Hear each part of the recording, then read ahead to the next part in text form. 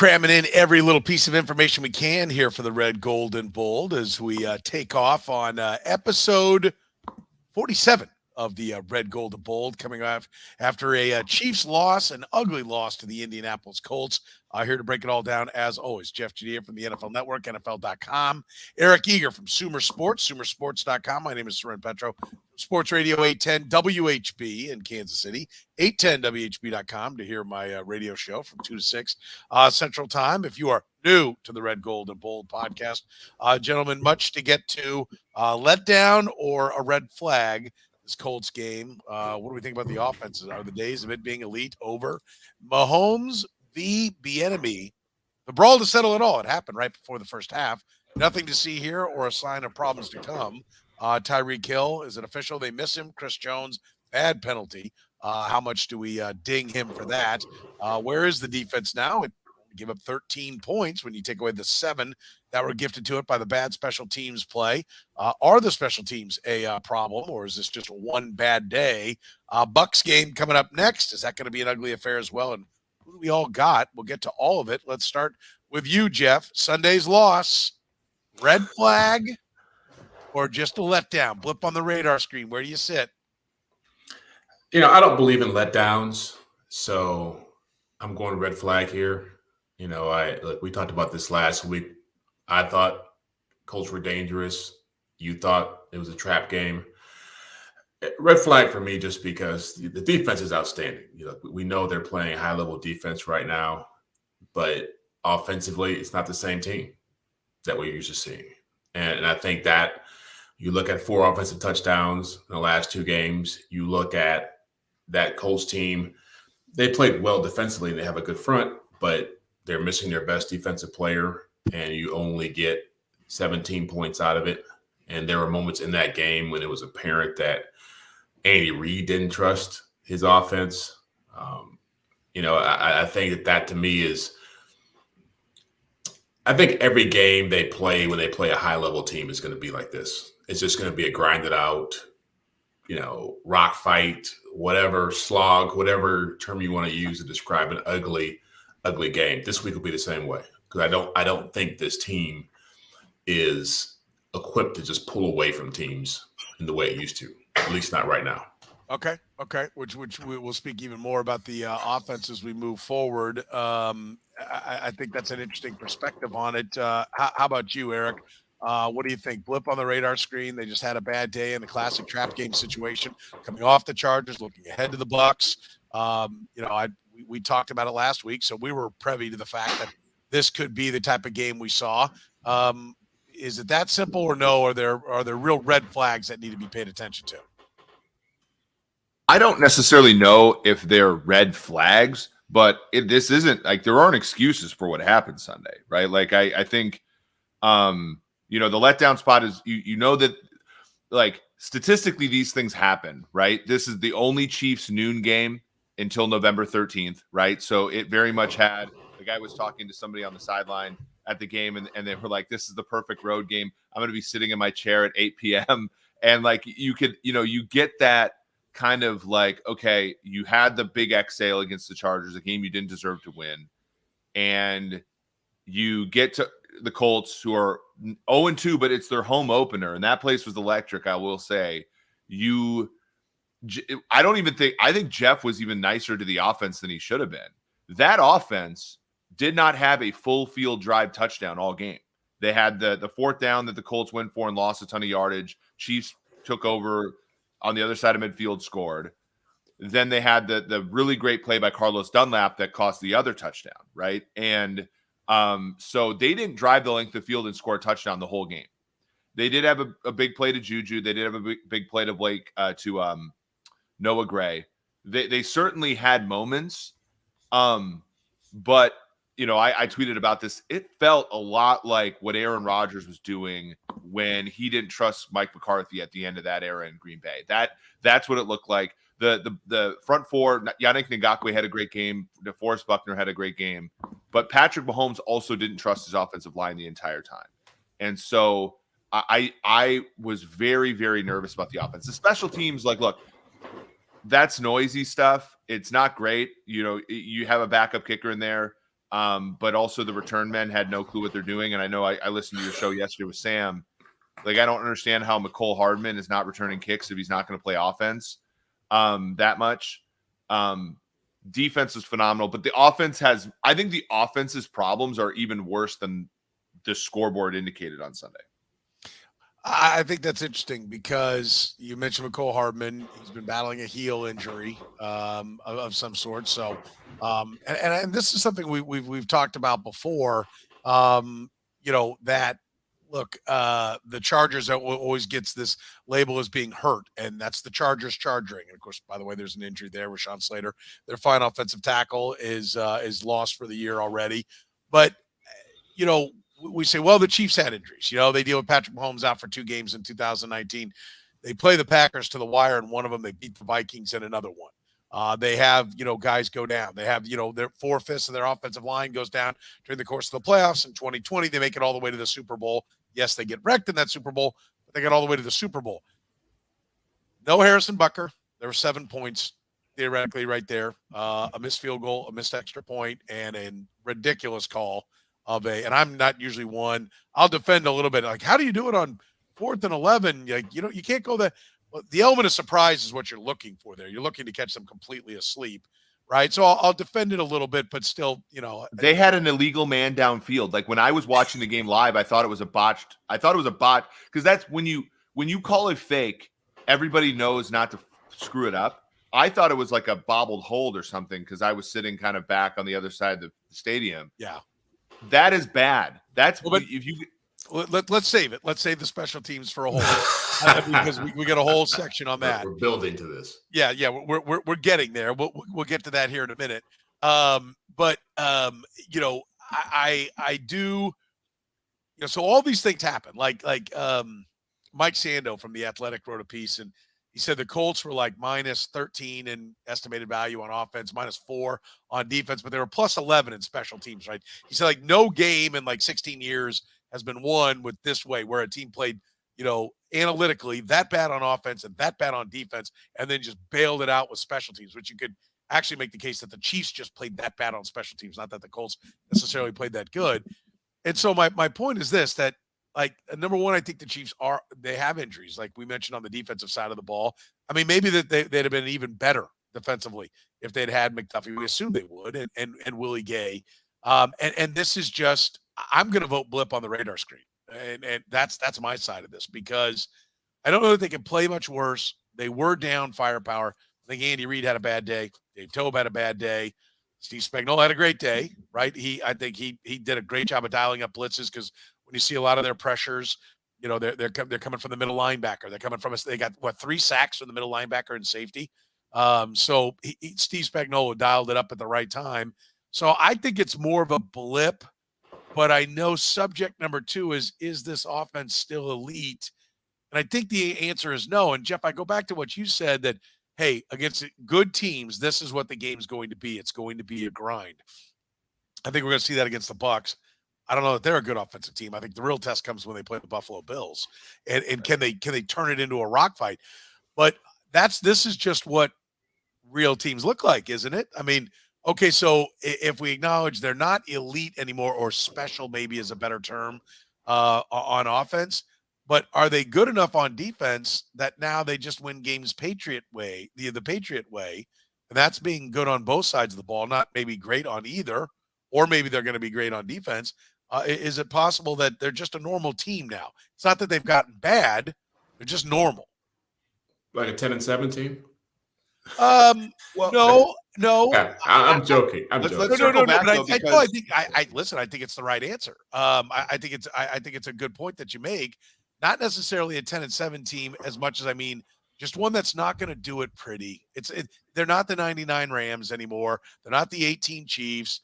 They're not Madden football, go up and down the field. They have to play games like real teams, and that's actually stopped somebody. Let's pause for a little bit, because there was great work that was posted today by Michael Lopez, who runs the NFL's analytics department, basically, where it was talking about why scoring is down in the NFL. Because right now, the median score in the NFL is 40 points, right? That's basically 7 or 8 points lower than the average game was last year, right? And you go all the way back to the COVID year, that's 10 points lower than what it was at that time last. So the league-wide scoring environment is low. And there's a couple of reasons for that. It's like you're seeing more zone defenses, you're seeing more too high shells, you're seeing more, you're seeing fewer, you're seeing less conducive offensive play. You're also seeing a distribution of wealth around the league, right? Like you are seeing A.J. Brown go from a Titans team that was the 1 seed last year and a very explosive offense in 2019, 2020, and a little bit in 21. You see him go to the Eagles.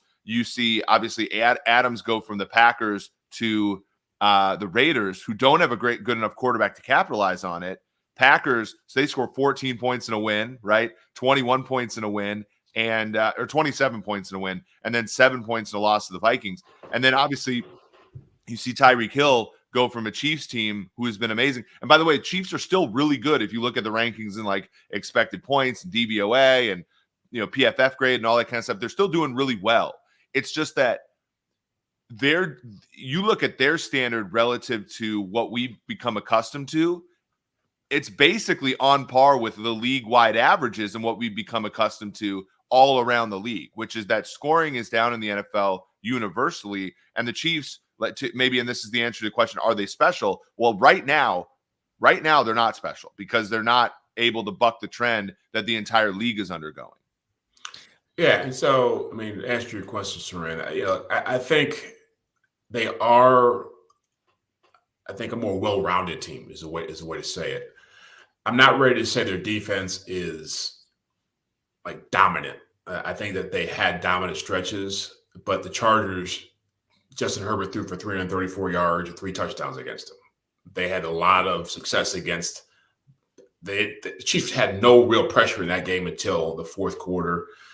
Keenan Allen didn't play in that game. So they've played well. They've got the look of a defense that can be really good, but I'm not ready to just go to a place where they're going to just win games for this team week in and week out. What made the Chiefs special for the last 4 years was their offense, was their quarterback, was the ability to frighten teams with their passing game. And that is not there. And so the big question here is how will they adjust to that? Because I think personnel-wise, the problem that they have with the receiving core right now, and this also plays into the pass protection, is that you're getting nothing from Sky Moore, you're getting nothing from Mecole Hardman, and you're asking 2 players, one who's been hurt, and to me it seems like he's overweight, and Juju Smith-Schuster to be difference makers, and a guy Marquez Valdes-Scantling who's never really been a difference maker, and so and Justin Watson you can throw in there, and so I just don't. The mix is not great for me to get optimistic about this changing anytime soon. And when you have that, I can understand how a quarterback seeing the pocket is feeling like, well, but how long can I sit back here to make a play? Someone's got to win quickly to make this happen. And again, that's the Tyreek Hill effect. I don't want to overstate what he's meant to this team and his place in it, but what he did do, 2 things he did really well that they don't have anymore. One is the ability to make up for these kinds of issues. At the end of a game when you got to go down the field 24 seconds, I'd rather have that guy than the 4 guys they got right now who are playing alongside Travis Kelsey. And the second thing is... You also have Kelsey, right? Well, and Kelsey, yeah. But another thing is that he allowed Mahomes to have a comfort level at the line of scrimmage, pre-snap, to say, I'm going to win here. I know for sure at some point. And I think right now it feels like Mahomes is playing as if he wants to be that quarterback who's the point guard distributor, but it's just not his way. And so I think he's still playing against who he really wants to be. And that thing that happened at halftime was just proof of that. Like when you're saying, I want to go for it at 3rd and 20 from your own 40-yard line with 7 seconds left and no timeouts, you're deluding yourself into thinking what you can do offensively. All right, I want to attack this one. Jeff, you said Juju still looks heavier. Temecula said Juju does look heavier than his Steeler days. Is that because he's wearing a single digit? They brought him to the mic last week, and I was sitting there looking at him. I'm like, okay, let's get a look, right? I'm going to get the up-close look. And the one thing that did stand out to me was he was wearing about 3 shirts, and it was like an 84-degree day, and they were headed out to practice, and he was wearing the Under Armour shirt, clearly some other shirt that you could see through, a hoodie underneath his jersey. And I'm like, well, is this his thing? That's just, some guys do that. There are guys that, that want to be hot, that's their way to get loose, whatever. There are other guys that go out into the cold wearing a t-shirt, it's what, but I was wondering, is he trying to sweat off weight here? I didn't think he looked, I didn't see him a lot, obviously, when he was in Pittsburgh. So I can't tell you. But I think that's an interesting theory, right? That he's just not in shape because we know he was hurt much of training camp. So that's going to take some time for him to come around. And I agree with you. They are not elite, but are they not elite and can't get there? Or are they not elite and a work in progress? Because I had an interesting a tweet from a guy who used to work with Jordan Foote who said, before the season, everybody said it's a work in progress, a lot of new pieces. It's going to take time for this offense to come together. 3 weeks into the season, everyone's saying there's new receivers. Why the hell hasn't this all come together? It's like we had this idea that it might take some time for it to come together. Now it hasn't come together, and immediately everyone's like, what the hell is wrong? Now, generally speaking, we can make that statement from a media standpoint because it's one group of people that are saying it's going to take some time. They probably are still waiting. It's another group that's loud going, what the hell is going on, right? It's there's different factions that are out there asking different questions. But the sixth best offense in the NFL, right? Yeah. I think how much of that is the Arizona game? If they score 20 points in that game, but that's rankings. But that's rankings. But the second part of that is then we're talking about 3 games, right? Yeah. So 7th in yards, 4th in points. I want to point out, and you could say that well, how much of the fact that they're not number 1 is the Colt game? Right? Like you can turn that around. So you are what it is right now, right? It's still early, small sample size, all those things. My point just is, and we're going to get to the Bieniemy-Mahomes thing here in a minute. Do they miss Tyreek Hill? Of course they miss Tyreek Hill. Yes. Any offense that had him would miss him. Would you still do the Tyreek, given everything we know now? 100%. Would you still do the Tyreek Hill trade? Was not even an option. Well, yeah. Well, that's not even like a factor in we're talking about right now. You knew that was going to have some ramification on your team at some point. Right. But you look at that and the defense looks fantastic. The offense, Jeff is not ready to go to fantastic. And I think they ranked 17th in points allowed, and I think 10th in yards allowed, which is usually not where they are. Again, 7 of those points were a gift from the special teams. Yeah.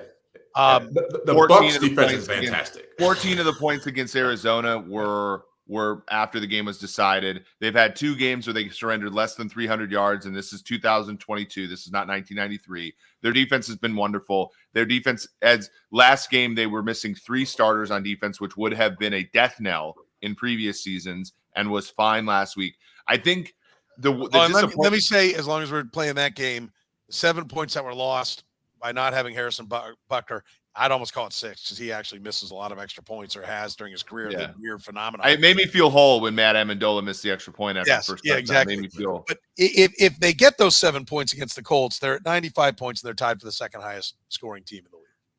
And so I get it. It is early, and the one part about this offense that I think you talked about this with Sam McDowell on your show on Monday, which is a great hour. The running backs are terrible. You need to see more, and you're seeing holes. The run game is producing holes, and you and I might lose a lot of money for this, Soren, but a running back going 7 carries for 0 yards in a game is not. You can't have that. You can't have a run game where your best player is a guy you picked up off the street, or you re-signed off the street 2 months ago. That can't happen. And I wonder if Ronald Jones is, going to be here, is going to be up, relatively soon, just to give them some juice there. Because, Clyde has been a better receiver this year for sure. Which has been helpful, of course, but in the run game, that's a lost play every time they give it to Clyde. It has not been good. I, as the president of the Clyde Edwards-Helaire fan club, even I will admit that it has not been good. So, as the president of the Marquez Valdez-Scantling fan club, I will come in and have him. Didn't you have Sky Moore as the leading receiver? I did. I said by the end of the I said by the end of the season he will be wide receiver 1. Which, by the way, you guys have put on a tee for me. Juju's fat. Marquez is apparently not a difference maker anymore. Justin Watson's just a guy. McCole Hardman has a back. Like, it's setting up for Sky Moore to be the number one wideout by the end of the year. I didn't say he'd lead the team in receiving. I said he would be the number one wideout. Listen, the big thing here if you look at Valdez-Scantling, this is a key thing. So you look at his average depth of target. So basically, how far the ball is traveling in the air on his targets. 13.8 yards, 16.6 yards. 2020 was 18.2. 2021, it was also 18.2. This year, Marquez Valdez-Scantling's average depth of target is 10.5 yards. He interestingly is also averaging 10.5 yards a catch. You have seen him move upfield with the ball better than anybody after the catch so far this season. He is explosive when he gets it, but it is either happening that he is not being targeted downfield, or he is not running as many downfield routes as he should be. I do think that the part of the calculus of saying, hey, if you're going to replace Tyreek Hill in the aggregate, you need a fast guy running down the football field a lot. And it appears like the Chiefs are not they did target him once deep, and he did beat the corner, and Pat missed him. But you are not going downfield as much to Marquez Valdez-Scantling. And I think, part of that might be because the underneath receivers haven't done their thing, right? Like, we expected Juju and Sky Moore to be kind of in their intermediate parts of the field more frequently than they have been. And so, again, this is 3 weeks in. You wonder, are they going to be able to make these adjustments? Because right now, whatever they're doing with the collection of receivers they have is not working. Or maybe MVS has looked better when Devontae Adams was running routes in the same offense and drawing more coverage. And to me, what I don't like about him, what I've never liked about him, is that he's a tall, skinny guy who can't make contested catches. And so he's going to take a long time to get into routes. He's going to, you get him up the field running at full speed. Yeah, he can get deep, but he's running into two safety looks. And then, how is it that Mike Williams can catch every 50-50 ball that comes his way, and this guy can't even get an opportunity to catch one? I just think he has no contested targets yet this year, let alone contested catch opportunities. So that must mean in practice he either can't show that or he hasn't had opportunities yet. Because when he was with Green Bay, he made contested catches. Not maybe like when you look at he had in the. I would object to that as a guy who's watched him very closely. Like I said, he caught in his 2020 season. In his 2020 season, if you count playoffs, he had 838 yards, 20.4 yards per catch. He had 6 contested catches and 15 contested catch opportunities, which is 40%, which is right around league average. He has it in him. I'm just saying, we're not seeing he can't do it, but he's not a jump ball winner. If that's what we're gonna, league average does not make that makes him a jag. Frankly, at that category, I'm fine. He's league average in one category, but he's leading the league in another. I'll take that trade-off. When they signed him, he was supposed to be a complimentary wide receiver, not like this guy where objection. And I'm an MVS guy, or was certainly an MVS proponent going into this. But no, what unless they were just selling everybody. Or trying to convince themselves. When they signed him, they said, there's a lot more that this guy can do. They acted like he was not being, his full talents were not being utilized in Green Bay. And as we've, had a couple of people up here say, he looks like the same guy, and they're just not running in the same routes for him. Yeah. You look at those game logs, and you'll see all kinds of dog games. You'll see a ton of games that look like the ones we've seen: 10 catches for 105 yards, and then he mixes in a 6 for 150 and a touchdown. More like 3 for 150 and a touchdown with an 80-yarder in there and a 40-yarder. The volume of catches are not there for the man. But to Jeff's point, there's not the down payment of the Devontae Adams getting 10 catches every single game. That's where Juju has failed the Chiefs. That is where, frankly, Travis Kelsey has kind of failed the Chiefs. We have not seen, if you bet Travis Kelsey's overs the last couple of games, you have lost money because he has not performed up to his standard, including dropping a touchdown. And we saw that somewhat last year, right? Travis, when you look, he had a decline in almost every statistic last year, but at the end of the season, he turned it on, especially in the Buffalo game and so on and so forth. That is another aspect of this where when you look at the tracking data, Travis Kelsey has slowed down every single year for a couple of years now. He's still being productive, but now without Tyreek there and without even that complimentary underneath piece like Juju or even, McCole Hardman, you have not seen Travis Kelsey be the difference maker he normally is as well. So again, we're 3 games in, but it has been a collection of dysfunction here. And I think everybody deserves a little bit, including MBS. I think they all deserve a little bit of questioning of what they're doing around here. But we're 3 games in, and you can see what's coming down the road with the Bucs this week, with the Bills after the Raiders. I think they should beat the Raiders, and then the Niners, and then all these other teams down the road, like the Rams, like the Broncos, who play good defense. They've got all kinds of issues, but they're going to play good defense and get after you. And so, where is this team that's going to show up? That's going to be like, all right, this is where they're going to explode. We saw this last year, right? Like they had the 3 points against the Titans, the 20, I think it was like 24 points against the Giants, the 19 points against Dallas, the 13 points against Green Bay, the 23 points against Denver. Like they had this stretch of play that was longer than what we're seeing, the 2 games we've seen. They had this stretch of play last year and they figured it out.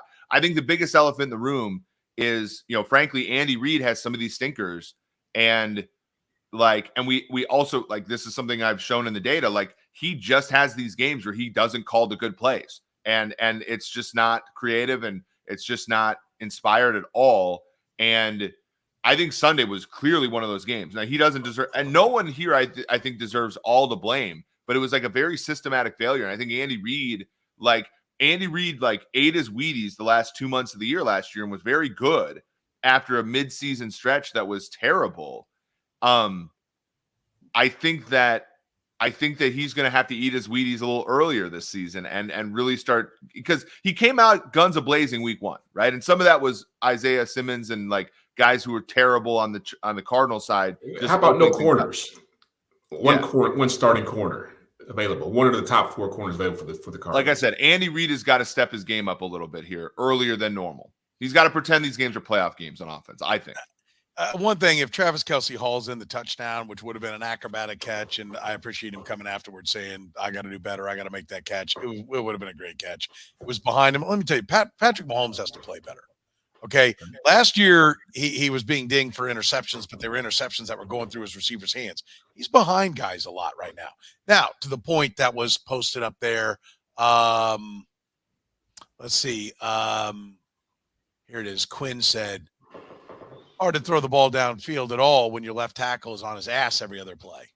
That is a factor. The offensive line has not, as a whole, and certainly Orlando Brown, whom he's referencing there, have not lived up to be any kind of world beaters, and we're not world beaters against the Colts. That's for sure.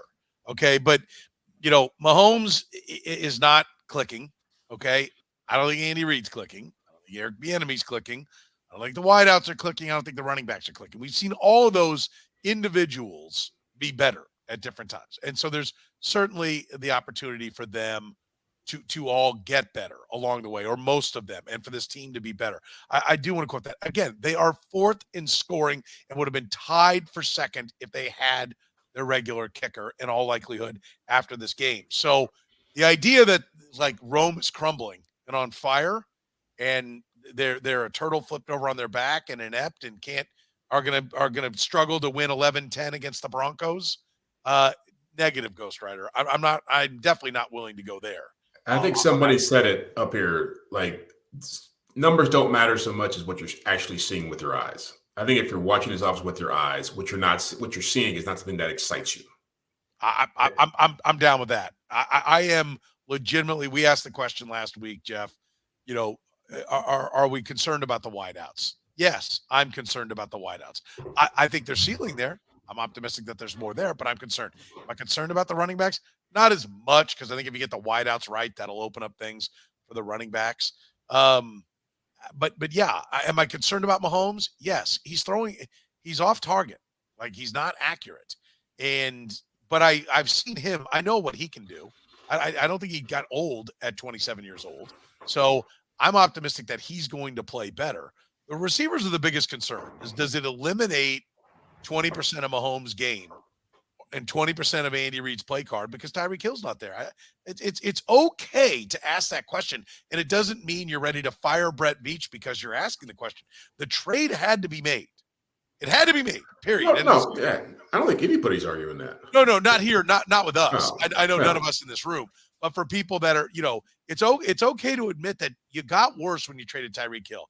It's also okay to admit that they didn't get as good at receiver as we thought maybe with all these additions. Until Sky Moore can do something, you've got a second-round pick doing nothing except botching return punts. That's a problem. I don't understand. And look, we've talked a lot about Steve Spagnuolo having to adjust to you have to play young guys, right? You have to play rookies. You have to be okay. You can't always be super complicated in what you do. We should be asking the same thing of Andy Reid. Because I've seen Justin Jefferson go off as a rookie. I've seen Jamar Chase go off as a rookie. I've seen A.J. Brown. Jahan Dotson's making contributions right now with Carson Wentz as his quarterback. I will point out every name you just gave was a first-round draft pick. He was a high second-round pick. I mean, he has talent. talent. He was a low second-round pick. George Pickens is making catches with Mitch Trubisky as his QB. It's not beyond the wit of man to get him the ball. That's a better example. Yeah. All right, but even Pickens is not setting the world on fire. No, sure. But the criticism is valid, Jeff. It's absolutely valid. We didn't see Clyde Edwards-Helaire blow up the world. It is yet to blow up the world. He was a first-round draft pick investment that has not delivered the goods based upon where he picked. I don't disagree with anything you're saying. Again, it's 3 games in. We're going to be saying that probably till about week 7 or 8. That's reality because it is. Yeah. I think they're out of sync. I want to fast forward to the Eric Bieniemy part of the equation, because how much is listen, I had a bunch of people on Twitter, the kiss asses that all want to. I apparently think they're going to get invited to Thanksgiving dinner at Patrick Mahomes' house by, defending his honor, or get invited to Eric Bieniemy's house by defending his honor. That's not a good look for any team. Okay, it's not 1984. Bill Parcells and Phil Simms going at it on the sideline does not play anymore. And it sure as shit doesn't work with a franchise quarterback. And damn it, Petro, now you got the one swear word. I got it. I took it this week. Tom Brady shot his way out of New England. I know he hasn't been good, but Russell Wilson shot his way out of Seattle. Aaron Rodgers was on his way out of Green Bay. That's not what you want. And do we have to talk about, is Eric Bieniemy part of this problem as well? There were rumblings that the quarterback didn't like that guy. And I said today on my radio show, the Hunt family, I think, does a great job. And with Clark Hunt as the lead, does a great job of owning. Okay. They stay out of the way. They hire good people, what they think are good people, even when it's Scott Pioli and it's not working, who I think is a good football guy, that wrong guy, wrong time, wrong place, all those things. But they let him do his thing until they were clear this isn't working, and then they pulled the plug. They do a good job. And for the most part, just stay the hell out of the way of good football people. It is time for them to call Andy Reid and say, what's up? What is this? They've heard the rumblings and perhaps even saw anything that happened at halftime against the Bengals, which everybody's heard, talked about, of which Patrick Mahomes and Eric Bieniemy are said to be smack dab in the middle of it. Well, that altercation, or dust up, whatever you want to call it, at the end of the first half does not blow up that theory as just a rumor. It puts gas on the fire that there's an issue there. And Clark Hunt is doing his job as the owner if he reminds Andy Reid that the value of the franchise has probably tripled since Patrick Mahomes took over as the quarterback. And not even you, old wise Andy Reid, are going to be allowed to screw that up. You can't get sideways with the quarterback, and if they're not working together, can they be all they want to be, Jeff? Well, look, I think the first thing I'll say is that when I watched the thing, it felt like Bieniemy was pretty calm, and Mahomes was getting agitated about wanting to go for it. Now, maybe it's just 2 guys, fiery dudes, having a disagreement about what to do in that situation. I said it earlier. They're not getting a touchdown on 3rd and 20 in that situation. And you're damn sure after what happened in the AFC Championship game, you kind of lose that leverage if you're Patrick Mahomes and demanding to want to run another play. They're not doing it with the very real possibility something bad could happen coming out. But I think that's treating the symptom. Okay, I don't care. I don't care what was the right play call on that. I don't care if they could get a first down or a field goal. I care about the relationship of the quarterback. You care that Mahomes and Bieniemy clearly like to go at each other in a way that does not appear to be becoming. And like, look, as somebody who literally just left a job they've had for 7 years, sometimes it isn't that Eric Bieniemy sucks. It's not that he can't be a head coach. It's not that he hasn't contributed that highly to the Chiefs. It's that sometimes it's time, right? And sometimes sometimes you need Matt Nagy was ass for Chicago for the most part. Hey, he's better in Petro's eyes than I think average, and I actually think he was better than people believe. But now he's coming in, and it's very clear that like Mahomes and him are getting along, right? Sometimes you just need a change. And the problem is in this one, they're going to pick Patrick Mahomes for obvious reasons. And it's going to look like they are choosing to dump Bieniemy because he stinks, when in reality, it just might be time. He's been the voice in Pat's head since he started here. And that it's okay, right? It doesn't like, and again, I'm not advocating for the guy to lose his job or whatever. And I'm not saying he sucks. I'm just saying like, this is clearly not working as well as it could be. And yeah. Oh, go ahead. I was just going to say that I'm more of a what's the problem, what's the solution guy. Do you think Eric Bieniemy is a problem for how Patrick Mahomes plays? Do you think he's a problem for this offense? Andy Reid controls all this stuff, right? But I think the margins are incredibly thin right now. Like when I was a professor, it was always like, hey, get the microaggressions out of kids' heads, right? If they're spending 10% of their time thinking about how you're an asshole as a professor, they're not thinking about doing the best job in learning, right? If Patrick Mahomes is spending 5% of his time MFing Eric Bieniemy in his brain, that's too much. Like the margins are thinner now. Like that's where I get where it's like the solution is probably to get that thing out of get the bad relationship out of Patrick Mahomes' way. What does that solve though? That's what I'm asking. What does that solve? Honestly, like for people, like again, like I think we've all been in this where like you're working with somebody and you just can't stand them anymore. Like and it's one of those things where you wake up in the morning and you get on the exercise bike and you're MFing this person in your brain. And even if it's a very low grade version of this, it's still like the margins are thin. The AFC, they have a tough schedule. The AFC's hard. And we've all talked about how many things are already in Mahomes' way, the wide receiver stuff, the offensive line, the fact that Andy Reid is not calling plays maybe as dynamically as he did for once in his life, dynamically as he used to. And if you can increase that by 5% by taking away something that Pat's angry about inside, whether or not that anger is justified, Jeff, that to me is the point. It's like, I don't think that's what I'm saying. That's what I'm saying. I don't think it's justified, but at some point it doesn't matter if it is.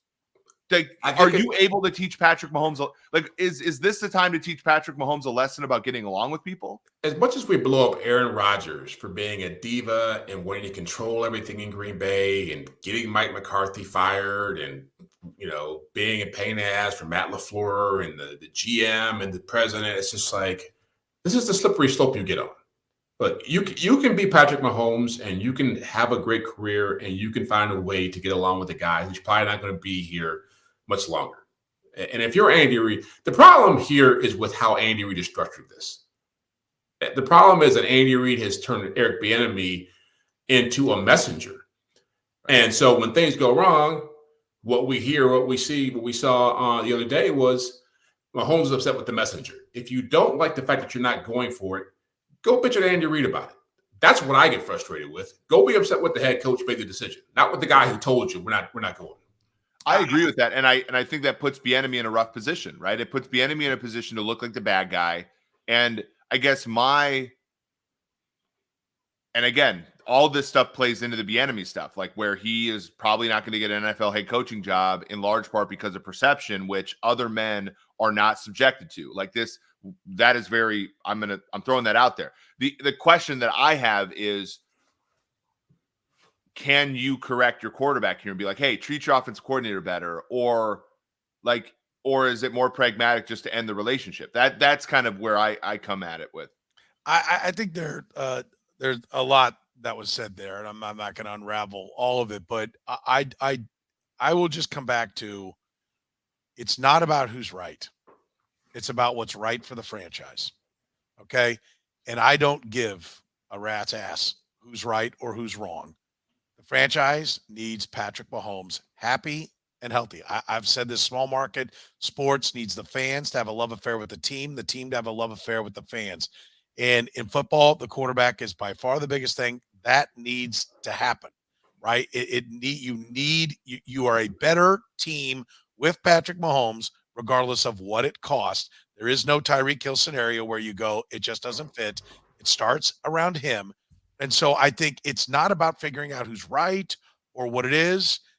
So I'll say that. If Patrick Mahomes puts his foot down and says, I ain't playing for the guy, then Eric Bieniemy's fired, period. End of discussion. That's where I stand on that one. I don't care if he's the Packers sold Aaron Rodgers. They went out and got Randall Cobb. They jacked up their cap. They did it. They salvaged it. And they're still a contending team because of it. And let the Packers be your guiding light, not the ass Patriots who went ahead and said, okay, on out of town, Tom.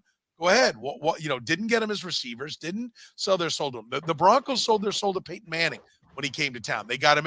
They had good receivers, and they got Wes Welker on top of it, right? An embarrassment of riches. You have to do it. It's the way of the world. It's what has to happen in the big scale things. I do think, like, along the way, I go, okay, can we salvage it? Well, okay, what is everybody's role? I do think it's important to figure that out. Like, is Bieniemy just the hand? Oh, you gave a Game of Thrones reference, Jeff, the other day. Yeah. Is Bieniemy the hand to Andy Reid, and he goes out and handles the tough business? Reid gets to be the nice grandfather to Patrick Mahomes, and Bieniemy kicks him in the ass. And Andy says, listen, I'm here for the long haul. He's here for the long haul. I need somebody else to do that for me. Entirely possible. That may very well be his role. I've had a number of people speculate on it. I've had no one in the organization say that's the dynamics, but I think it's entirely possible. But I think it's also possible that Andy Reid, who fired Sean McDermott, headed into an awful season, a season that I think he knew was going to suck in Philadelphia. And so he got him out to not tarnish his reputation as the defensive coordinator, right? I think at times makes decisions based upon what's best for his coaches. I think we can all ask, has he always done what's best for the team with the coaching staff, or has he always done what's best for his coaches? And if he continues to keep Eric Bieniemy around, to Eric's point, at a time that it's grown stale, somebody has to make that decision for him. That somebody is Clark Hunt, who has to. I mean, it's worthwhile. Clark Hunt reorganized the franchise to where the general manager and the coach talk to him. You know what the next step is? Make sure he can talk to the quarterback, because that's the guy that really matters. And if the quarterback says, I can't work with this guy, then it doesn't get left to Andy Reid. You don't have that option. I guess I see it there. There are so many people involved in this offensive staff now, from Bieniemy to Matt Nagy. Who's the QB coach now? Who's coaching the QBs? Nagy. Is it Nagy? What's his title besides that? Then is it like special assistant head? It's like some kind of weird passing game deal with Blameyer. It's just like, talk to somebody else if you're Mahomes. If you don't like Bieniemy, just don't talk to him. Eric made a work reference, a reference to work. If you don't like people at work, you just don't communicate with them. You get stuff done, and you go about your business. Yeah, he doesn't have to go out and go watch Top Gun Maverick with Bieniemy and go over to Jack Stack with him. It's just like, do your job. Nagy's title is senior assistant and quarterbacks coach. Yeah. There's enough rumblings out there that I feel comfortable saying that they ain't going to movies together. Now, are they at each other's throats? I don't know, but I think there's frustration there. I think what would matter more, and not to cut you off, I'll ask you this question: wouldn't we feel better about discussing this if we knew what was at the heart of the matter? as opposed to just speculating. Well, Pat doesn't like him, so we should just go. But we're never gonna know that, right? Like that's the hard part. Is like we're never. I mean, the book will be written 10 years from now, and we'll find that out, and like, But for now, like that's all we have to go off of, and like, to me, like these things only bubble up when they've gotten really bad. That's kind of like when you think about work environments and stuff like that. Like people, generally speaking, keep it concealed for longer than it's actually been bad. That's where I get worried if I'm looking at this relationship and thinking, can it be salvaged? It's probably been worse than this for longer than we've been privy to. Let me ask both of you guys. Somebody asked this question a long time ago, and they threw it out. Is it an issue of Mahomes not being able to handle tougher coaches? I think it is. So what do you want to do? He certainly didn't have a tough coach in college in Cliff Kingsbury, and they didn't win, right? So there was a little bit of like Cliff was a pushover. Cliff's been a pushover so far in the NFL as well. So I mean that's a decent hypothesis, I would say, Jeff. I think it's absolutely, and I think signs would point to it, because who's the toughest coach on the sideline? It's Eric Bieniemy. Who's the only guy we've ever seen him publicly get after? It's Eric Bieniemy. I think there's a lot of signs that point to that's the case. But here's the flip side of it. Is that coaching dead in the NFL? Is tough coaching in the NFL the wrong way to do it? Because I'm going to tell you, there isn't one owner in the league that thinks it's the right thing for a head coach, because nobody's made him a head coach.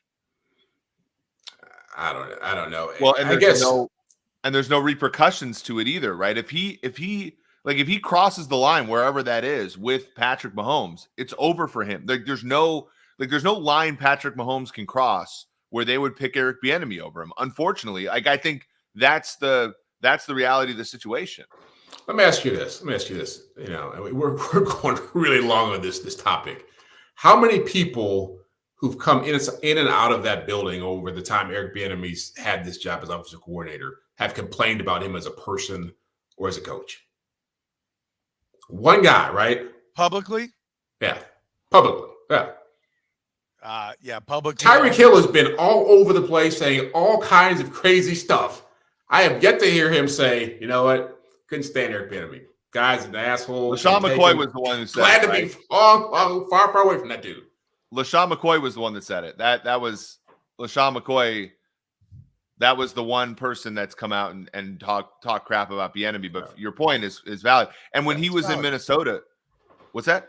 I was just agreeing with you. When he was in Minnesota, he coached Adrian Peterson hard too, right? I mean, I remember there was a statement. This was like 2009 when the Vikings were making a run to the Super Bowl, and I remember him saying this. I can't remember if it was like on NFL Films or whatever, but he walked up to Adrian Peterson. He's like, "Your fumbles are going to be the reason why we don't win the Super Bowl," and that's going to the best play. Like the same thing. That was the best player on that team. Pat's the best player on this team, and and some guys can take hard coaching and some guys can't. I guess the problem is Patrick Mahomes probably is who he is at this point. Is he going to take Aaron Rodgers hasn't adapted? I mean, he's just taken more drugs. Like we're like Patrick Mahomes is not going to adapt.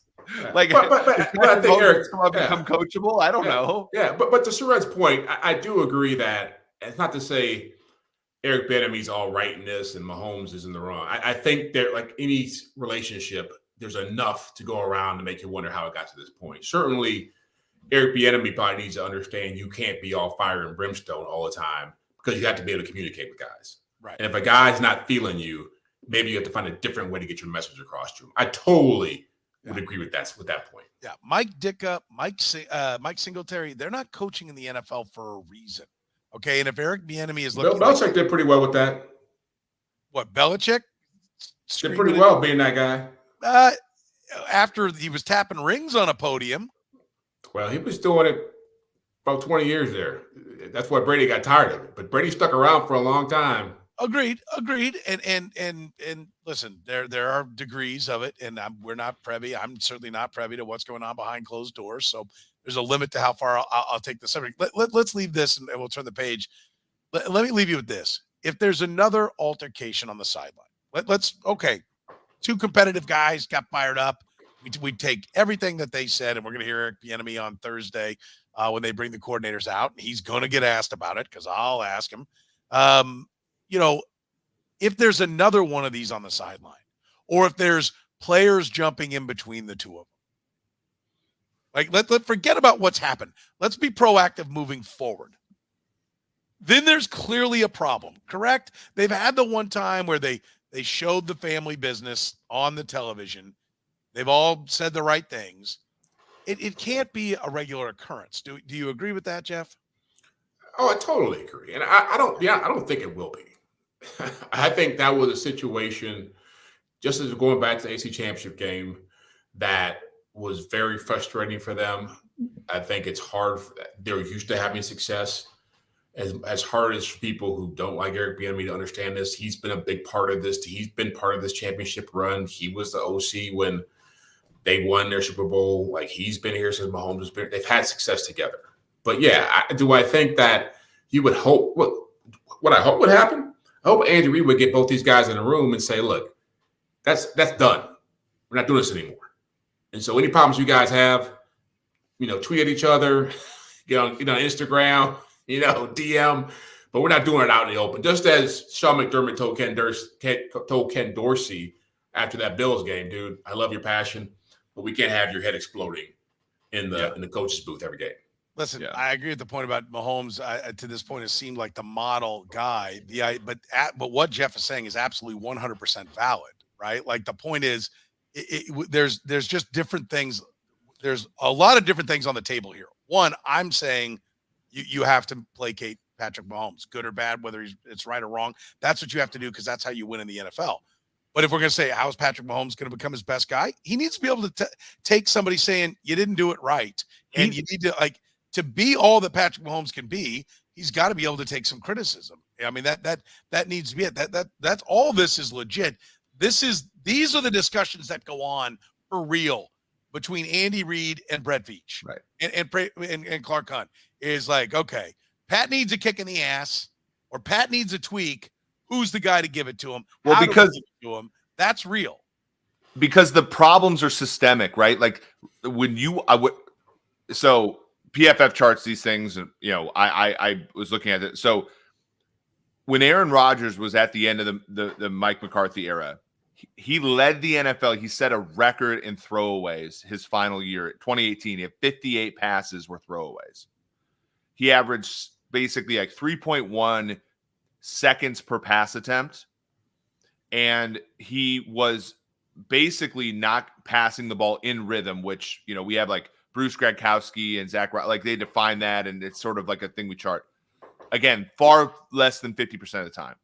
Sunday, Patrick Mahomes threw the ball in 3.06 seconds, right? Which is well higher than league average, about 2.5, 2.6, right? So hanging on the ball too long.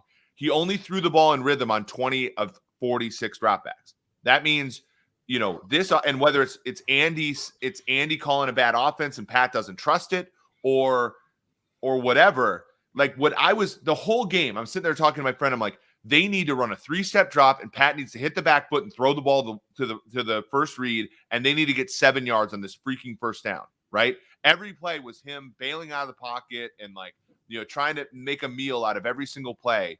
And so whatever is happening, he doesn't trust what's happening with the offense. He doesn't trust that the offensive line can hang in there. He doesn't trust that the receivers will be open. He doesn't. And is he projecting all of that on Eric Bieniemy? And is it fair to Eric Bieniemy? Maybe. It's probably not. And the answer to that could be yes. But there are systemic issues with this offense that stem with the quarterback not trusting what is happening in front of him. And that is a problem. Let's talk a bit about the defense. Let's start with Chris Jones, though. The mistake he made. I've seen more aggressive trash talk not get called. I've seen less get called.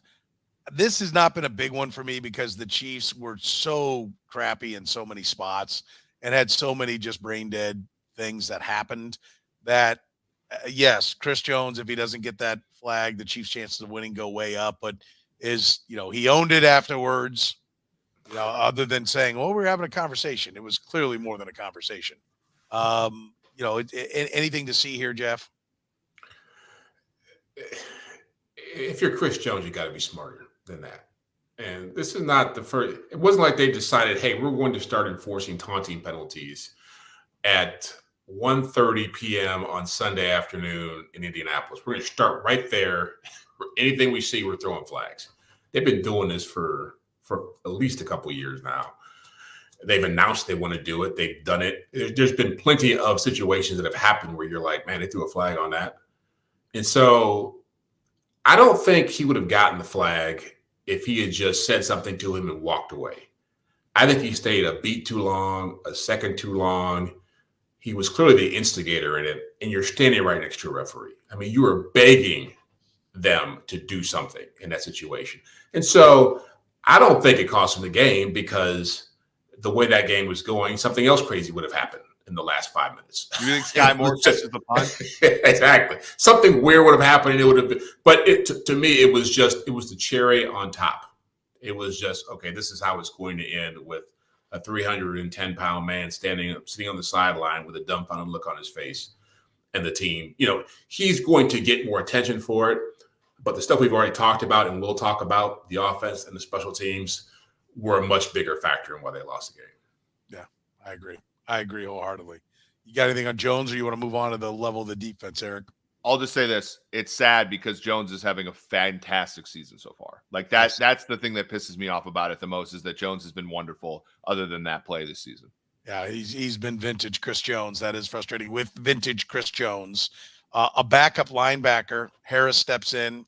Wasn't great in coverage. I mean, there were a couple of times where he got burnt and took some wrong steps, but 13 tackles overall, 7 unassisted, led the team in tackles. Somebody said a long time ago, and I couldn't find it if I tried, that the corners weren't very good throughout the course of the day. I would push back on that. I mean, this is an NFL offense, and there are a number of passes that were, including one of the most important ones, where one of the DBs had a hand on the ball and the receiver just brought it in and made a play. I liked what I saw out of the defense. I'm bullish on where it's going if they can get healthy and get Willie Gay back from suspension, that they've got some depth at linebacker. It's not just 2 guys and they fall apart afterwards. I do think getting Trent McDuffie healthy is going to be a big part for this team, but I feel I've always felt the defense was going to be good this year. You weren't as sold on it, Jeff. I guess you're the guy that needs more convincing out of this. Are you seeing it to where you're coming around that this defense could be, maybe not number 1 in the NFL, but could be one that wins games for this team? Yeah, I mean, look, I said back in the preseason that I'm excited about what they have personnel-wise. I like a lot of their players. I think a year from now, they will be a really good defense. I think they're playing at a really high level right now. I think they're taking advantage of who's being put in front of them. I mean, I think Matt Ryan is, as you said, is clearly not the Matt Ryan of old. And, but again, what I like about them, they play fast. I think clearly Spagnuolo has bought into the idea of, let me just make this as simple as I can for these guys. Let's not make it overly complicated. Let's play to our strengths. Let's run and hit people. And they're doing that. Now, they have stretches when they struggle. As I mentioned, the first 3 quarters against the Chargers. Look, if you love this defense, you must really love Jacksonville, because Jacksonville shut this team out. So it's like they still gave up 20 points to this team and couldn't get the stop, and they needed at the end to keep this team from winning that game. So, but yeah, I like them a lot. Certainly they are the strength, the biggest strength right now, and their future is very bright. Eric? Yeah, Harris was great. I mean, Harris played 29 coverage snaps, allowed 14 yards. I know he had the first touchdown to Jelani Woods, I think, was the one that he was charged with. So, yeah, that's good, right? Like, we're looking at, think about this. Like, I'm looking for improvement this entire offseason. I said, look, the Chiefs aren't developing players. And I know Dana was hurt, but Dana's had a very good first 2 games. Darius Harris looks like a player that can step in and not be a complete disaster if he's a starter. Thornhill, I think, has played wonderfully so far this year, and that's awesome. Like that's players developing that we have not seen, in a few years there. So, and I think that, as Jeff said, like, who's leaving this defense after this year? Maybe Thornhill, maybe Snead will have another year, but like, it's only going to get better for a little bit here, I think, as far as younger players stepping into bigger roles. Yeah, we talked about eye test. To me, the eye test, the offense is not meeting the eye test to the statistics that they're putting up. the defense is making the eye test more than they are hanging the numbers. And they are still, I think, 10th in yards allowed, 17th in points allowed. And again, there's noise with the missed punt and all those things that added to it. In fact, I said what it would be if you added the 7 to the offense. Well, if you take out the 7 to the defense, let me see what that does to their points per game. That would put them, if you gave up 7 less, they would come up to right here. So they'd be 2, 4, 6, 8, 10. They'd be 12th in points allowed if you take just those 7 points off the board, which by the end of the year, everybody's going to have some of those. But early on, it stands out more. So I think the eye test looks pretty good. And I'll give credit. The one thing, the negative that I would have is, I give great credit to Steve Spagnuolo for dialing up pressure. They're still not just getting it with the guys up front. Like it's not the Bucs against the Chiefs, of course, 80% backup offensive line, but where 4 guys were just making Patrick Mahomes' life hell. They still have to dial it up. But I do think if Steve Spagnuolo's up to the challenge, that's been what Bill Belichick has done for 20 years. Every time he gets a guy with 10 sacks, he immediately trades him, craps away the picks on bad wideouts, and then figures out a way to dial up pressure. And then just rides Brady's coattails to more Super Bowls. Right. But then just dials up the pressure. I mean, if you're good enough, you can, in Eric, that's been something you've been talking about for a couple of years, is that you can scheme, to a degree, you can scheme pressure. Well, especially if you can cover like this team. And like, I think this is where, and we preached it. And, Jeff's a former DB. He knows like how, they have athletes in the secondary now. Like Jalen Watson's a good athlete. Joshua Williams, that was picked 3 rounds earlier. He's not even getting on the field. That's a good big athlete. Trent McDuffie obviously hasn't played for a while. That's good. L'Jarius Sneed was the best of them last year. Rashad Benton continues to be good. At the safety position, like, do we miss Tyrann Mathieu? Like, as observers of this team, one bit? No. Not the Tyrann Mathieu that played last year. And I saw what I really liked, by the way, and we talked about this. The Chiefs dialed up 2 blitzes Sunday where the guy lined up in the A gap and was not blocked. The guy lined up over the center and no one touched him. And the first one was Justin Reid playing linebacker on that first 3rd down. And then there was one for Nick Bolton. Like, there's athleticism that is scary on this team. Like, as far as, relative to what we saw last year. And that's a fairly good, to me, that's where, the athleticism is letting them cover players. And then like that one play, Frank Clark, like basically like steamrolled a tackle and got a sack. It was not the fastest sack in the world, but he got there because the guys can cover a little bit. Yeah. And that's the only thing I would say that would give me pause. Again, they're good. The next level for them is seeing number 1 receivers. It's seeing the Stephon Diggs. It's seeing the Jamar Chases. It's seeing the Cooper Kupps. It's seeing those guys who can just, Mike Williams is number 2 receiver, and he had 8 for 130 and a touchdown against them. You start down those blitzes against good quarterbacks and good receivers, it can be a long day for you. And so that's where the pass rush. Yeah. Mike Williams is their kryptonite because Mike Williams has 1,000 yards receiving every year and 400 of it comes against the Chiefs, right? On 50-50 balls. Yeah. That nobody can't catch. Nobody makes more money off the Chiefs than Mike Williams. His whole contract is based upon winning jump ball after jump ball, which, by the way, the Chiefs draft all these long corners that are supposed to be able to negate that, and then he just does it anyway. So it's impressive. Special teams were a train wreck. They were a hot mess. Is this just a bad day, Jeff, or has the league caught up to Dave Tobe? Are they outdated? Eric will tell you, just get a bunch of guys that just fair catch all your returns, make sure you can cover and focus on the offensive defensive side of the ball. What's your view of where they sit special teams wise? Well, they have to be better, obviously. They will be better when Bucker comes back. What did he do to his ankle? I've never seen an ankle injury. It seems like a simple sprain last as long as this one's lasted now. They dance around whether or not it's a high ankle sprain. Okay, it feels more like that. Yeah, and I think it is. It's obviously one that's taking time. Yeah. So, he'll help things.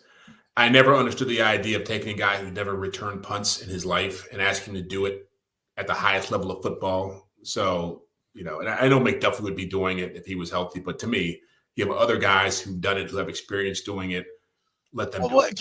Can I object to that? Why would McDuffie be doing it? He's based on what we saw in the limited time he played in week 1, he's your best number 1 corner. And you wouldn't risk Tyreek Hill once he grew into being your best number 1 wideout. And he was too valuable on the offense. Dave Toub said as much.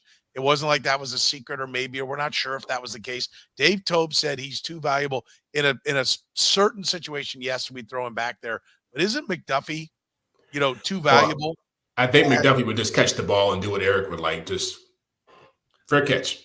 Yeah. I mean, in fair catch. He wouldn't try to make a play out there with it. Okay. I mean, these old Saints teams, right? Like you used to have Jarris Bird, who was like a free safety who would literally just go back and fair catch the ball and had no threat. Like I think the big one was the Sky Moore fumble was inside the 10-yard line. Why are you even like? And I know that the rule has changed, but like the rule of thumb, but like you put your heels on like the 8, and if that thing goes over your head, you just run away from it and do what you can. Or if you even begin to lose track of it, just abort.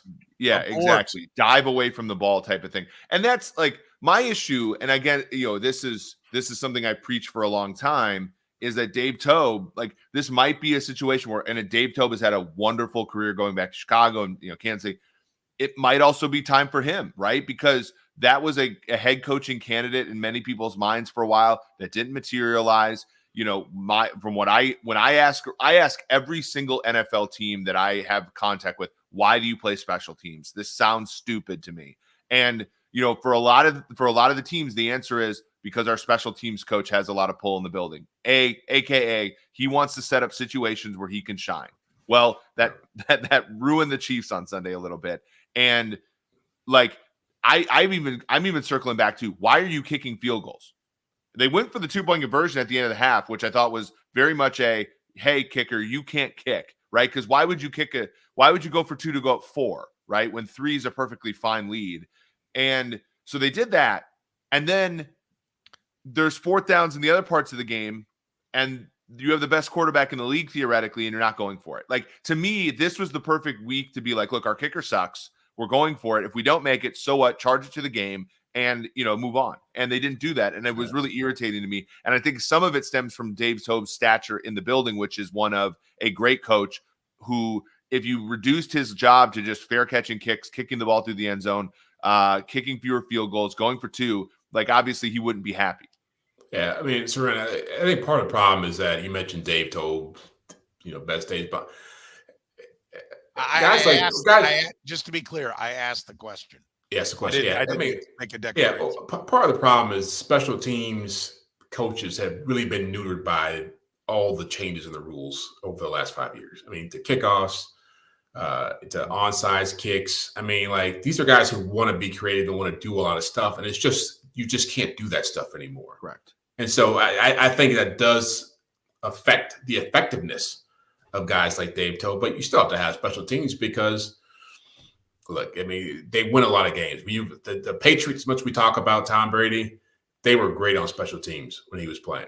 They were great on defense when he played. It wasn't just Tom Brady back there. That goes, I mean, when were they great, right? Yeah. Like, were they great in 2001, 2, 3, and 4 when Brady was just kind of a guy? Yeah. Or were they great when Brady had become the greatest of all time here of late? Yeah. Like, that's a big window to say when Tom Brady was playing for the Patriots. I think the question, what I said last year, and look, Dave Toub is the greatest special teams coach that's ever lived, according to the analytics. He's had the number 1 special teams like 7 times in his career. He's been top 5 like 12 times, and he's done it for like 4 different franchises. It's not like it was all Devin Hester who made the man's career. He's been a brilliant special teams coach. But to your point, Jeff, and what Eric's always said, the rules have changed, and I don't know that you can do that anymore. And when people were criticizing the Chiefs for bringing it out last year, I said, listen, I know the debate. You go up Mahomes, why do you try to, just take it to the 25? Why do you make him start at the 18? Part of that answer is because you got Mahomes, and 13 seconds is enough to get a field goal. Like, in some ways, that's why you go for the big one, right? That's why you play it big, because you can, because you still have the ultimate weapon that's going to get under center. Now, he's not playing like the ultimate weapon, so you got to change your calculus when it comes to that. Right now, he's not playing at his best. Played great against the Cardinals, but the last couple weeks hadn't been at his best. And I think the other thing is, what I said is, listen, if you're going to keep bringing it out, you got to bust one. And they're not busting one. And at some point, Andy Reid's got to look at his schedule and go, I'm going to give him to Tampa, or I'm going to give him to Buffalo. And then after that, if we haven't broken one, we don't know how to do it anymore. They've reverse engineered us, and we can't make it happen. And he has to make that change and stop going with this silliness. Right? That's what it'll be. Isn't that ultimately what it has to come down to, Eric? Yeah, I think it has to, again, special teams, and this is why, again, everything changes when the environment changes. Special teams are the reason the Chiefs won 66% of their games when Alex Smith was the quarterback, right? Because there were games when if you just deterministically said, hey, this is what the outcome is going to be, they wouldn't have beaten Phillip Rivers a few times, right? Because Alex Smith is not as good as Phillip Rivers. But Tyreek runs a kickback, right? Or, DeAnthony Thomas runs a kickback, or that game in Denver where Tyreek had the safety return.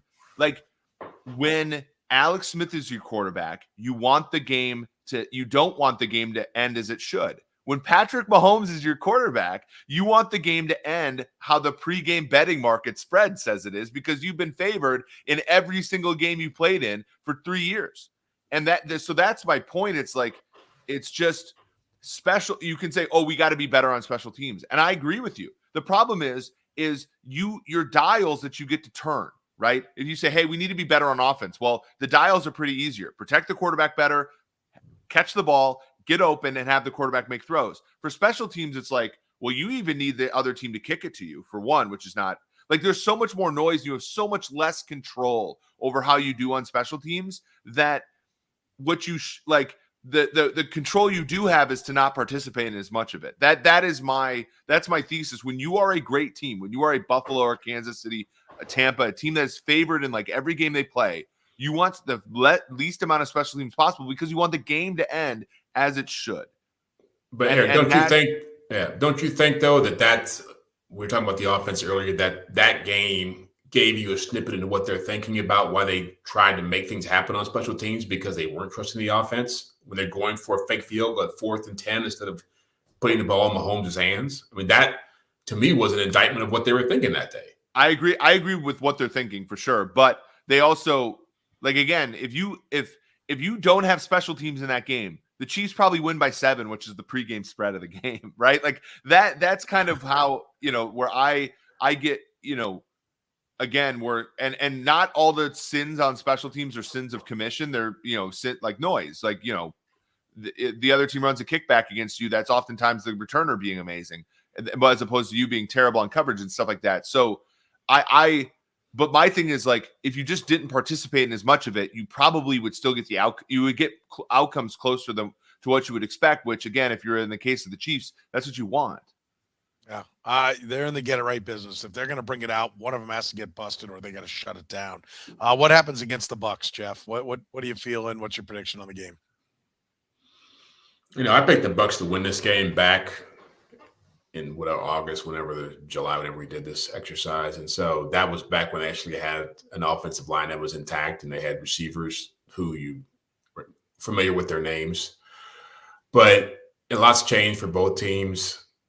I still feel like the Bucs are going to win this game just because of the way last week went. I think it's a better defense going against a struggling offense with a Hall of Fame quarterback on the other side. And so that's what this game is going to come down to for me. I think it's 21-20, and the Bucs pull it out. Eric? I was surprised to see the Chiefs favored. I do think that some of that had to do with the fact that there was a chance this game would be moved. But make no mistake, as bad as we're talking about the Chiefs on offense, the Bucs are worse, right? The Bucs have 3 offensive touchdowns in 3 games. They can't move. Their wide receivers are worse than the Chiefs, the ones that have been playing. The offensive line's been worse than the Chiefs. Again, the ones that have played. Defensively, the Bucs are going to give the Chiefs the same problems they've had over the past few weeks, which is they have great corners. Jamel Dean has played wonderfully this year, from what I can tell. They took out Murphy Bunting and put Antoine Winfield's kid in the slot, which has helped them with safety with Logan Ryan and guys like that, and their 2 linebackers are really good. Like this to me has to be a Ronald Jones game because Ronald Jones is the only running back on the Chiefs athletic enough to compete with the 2 linebackers for the Bucs. Pacheco's athletic enough. He's just not a good running back. So like Ronald Jones, if they're going to run the football, like he has to be the running back this week, in my opinion. By the way, question about where the game what's is. Your pick? Yeah. I'm going to give it. What's your score? I think the Chiefs win by 3. I think it's like 17-14 or something really dumb like that. But yeah, it's going to be, this is the lowest pregame total in the Patrick Mahomes era, other than the game against Denver in 2019 that had rain or snow in it. Yeah. This is an indictment both on Tampa Bay's offense, but also Kansas City's. What's the total? I think it's 44. Like I took under 47.5 on Sunday night. I thought that was egregious. It got all the way to 44.5. Some of that's weather induced, but I think some of it's also people just coming up for air and saying this Bucs team can't move the football. And the Chiefs at least can move the football some, having sputtering problems in the red zone. Both these teams have better defenses right now than offenses. I hate to do this because the score I had in my head puts it right on the point total, and I try to make my predictions. So I'm obviously on one side or the other with the betting community. I'm not a big totals guy though, but I first of all, the game they're going to make a decision tomorrow as we sit here. If you're catching us via the podcast, we're recording on Tuesday night. They're going to decide. They're going to wait as long. What I was told today is they will wait as long as they possibly can to make the decision. But Minnesota is preparing for the game. Whenever you have teams in London, both their franchises have to be on the ready for just this kind of thing, whatever it might be that would cause a game to be moved. So Minnesota has been on the ready, and New Orleans was on the ready to host a game, whatever that entails, in doing it. But that they're actively preparing Minnesota. My assumption is, based upon the forecasts that are out there and the necessary, I don't think you're going to have security for the game if they're digging out of 10 feet underwater in downtown Tampa, that all hands on deck for emergency personnel will be needed for things other than a football game, and that sometime tomorrow this game will be announced to be played in Minnesota. Now, if the hurricane's not as bad, then that could change. But so I do think you get a neutral field, and so that affects the score. But I think even in Tampa, I think even when the Chiefs are bad, like I said earlier, they're still a good offense. They're just not historic. They're not epic anymore. The Bucs offense is terrible. And give me a bad offense, give me a good offense against a bad offense. Even though the Bucs defense is better, I always take the better offense. I'll take and just to get away from the total, I'll take it 24. I'll take it 24. That puts it right on. I'll take it 24-20. That's where I was originally. 24-20 Chiefs. That's where I'm going to go. 24-20 Chiefs. So I do like the Chiefs a lot in this game. Like, I think they paid the penance of looking ahead, but they're going to deliver the goods. Yeah. They've been looking at this for 2 weeks. Well, you have the issue. Like, this is somewhat sensitive, but you have the issue of Andy Reid's son before the first Tampa Bay game, the Super Bowl 2 years ago. You also have the sentence, which happened the last 2 weeks. You have like a little bit like that was one narrative that I was willing to buy into, which is like, look, he's a human being that's dealing with some of this stuff in his family. Like, you have to believe that, okay, now that that's passed a couple weeks, plus the embarrassment he had in the Super Bowl in 2020, like, I think he calls the good plays this weekend. I think you get vintage Andy Reid this week. Man, I think it's a bad matchup for a struggling offense that can't run the football and doesn't have a dominant receiver. Well, it may be it may be the single biggest game of Orlando Brown's life, because I don't know that if you crap in your hat against the Colts and then you turn around and get just worked by the Bucs, there's plenty to be motivated across the board for everybody who did not succeed in that last game. And so it's never about, well, I think this team wants it. That's a crappy way to pick games and bet on it. You go ahead and do that all the time and come loan money from me at 10% of APY. It's not going to do well. But I do think that they had a letdown game. I think I'll say this. I think the Colt game was more blip than reality. And I think that the Bucs. I think Tom Brady. Where's Tom Brady's head? He's not even in Tampa. He left Tampa after the game and doesn't come back till Thursday anyway, so he didn't miss anything. in Tampa, and now he gets to go see where he's going to practice next year, practicing down in Miami, right? Like that's where it all ends. That's where Tom Brady's retiring after this year. That man is dust right now. Don't bet against Tom Brady. Yeah. That's always been my MO. Don't bet against him now. I've done it before. I'll do it again, and I'll do it Sunday. There you go. There it is. All right, Jeff Chadiha from the NFL Network, Eric Eager from Super Sports. My name is Soren Petro. Remember, if you're catching us via the podcast, we stream live Tuesday nights at 9 p.m. If you love the Chiefs, we think you'll love this podcast. If you do love the podcast, say it. Hit the like button, the subscribe button, the love button. Don't cost you nothing, but it does a lot for us. Tell your friends about the podcast because we'd love to have them on it here on the Red, Gold, and Bold podcast. We will see you